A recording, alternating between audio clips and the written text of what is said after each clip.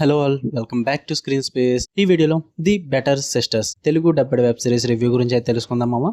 నేను నైట్ ఏం చూద్దాం అన్నప్పుడు ప్రైమ్ వీడియోలోకి వెళ్ళా. ఎప్పుడు నెట్ఫ్లిక్స్ సిరీసే కదా చూస్తామని చెప్పి సడన్ గా ఇది కనిపించింది, ది బెటర్ సిస్టర్స్ అని చెప్పేసి. ఇది ఎప్పుడు వచ్చిందిరా అని చెప్పేసి చెక్ చేసా. తెలుగు డబ్బింగ్ అవైలబుల్ గా ఉంది. ఆడియమ్మ తెలుగు డబ్బింగ్ లో వచ్చుండి నేను ఎప్పటిదాకా చూడలేదని చెప్పేసి వెంటనే స్టార్ట్ చేస్తాను బై నైట్. టోటల్ 8 ఎపిసోడ్స్ అయితే ఉన్నాయి. ఈచ్ ఎపిసోడ్ అయితే 45 మినిట్స్ నుంచి 55 మినిట్స్ డ్యూరేషన్ అయితే ఉంది.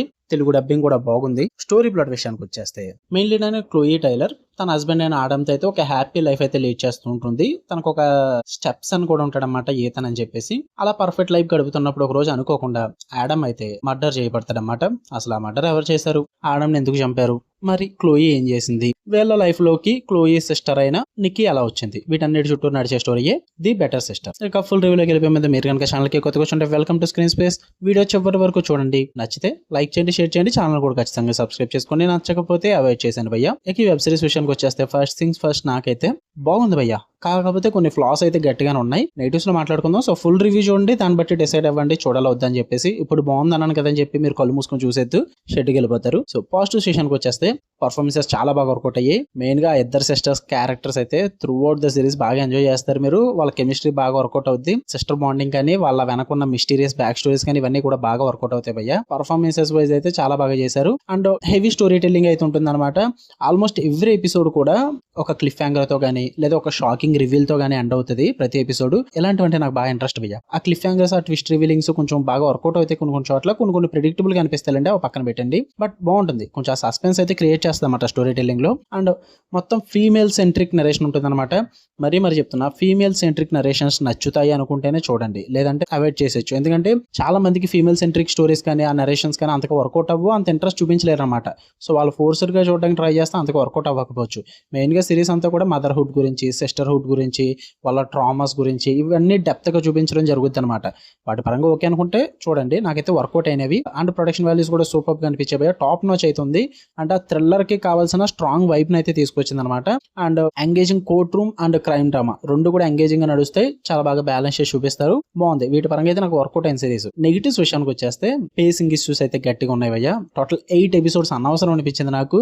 మెయిన్ గా మిడిల్ పోర్షన్స్ లో అయితే చాలా డ్రాగ్ చేస్తారు, చాలా స్లో ఉంటుంది.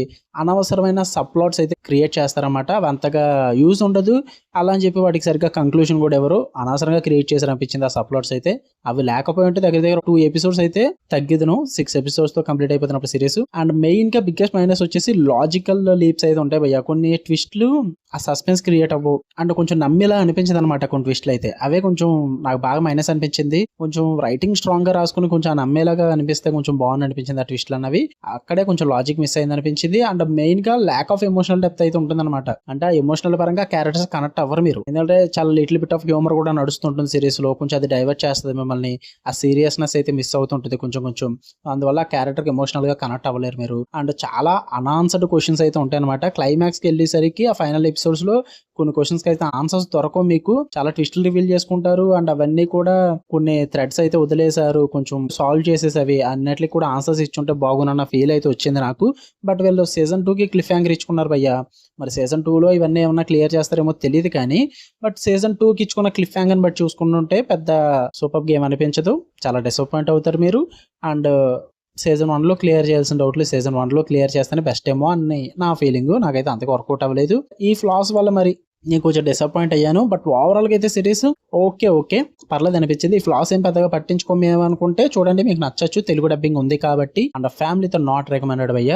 చాలా ఎక్స్పోజింగ్ సీన్స్ ఉంటాయి, అడల్ట్ సీన్స్ ఉంటాయి. సో ఫ్యామిలీతో చూడొద్దు, ఇండివిజువల్ గా చూడండి. ప్రైమ్ వీడియోలో ఉంది, తెలుగు డబ్బింగ్ బాగుంది. మీకు కనుక లైక్ చేయండి, షేర్ చేయండి, మీ ఒపీనియన్స్ కూడా కామెంట్ చేయండి. అలానే మరిన్ని interesting movies and web series reviews కోసం బెల్ ఐకాన్ ఆన్ లో పెట్టుకోండి.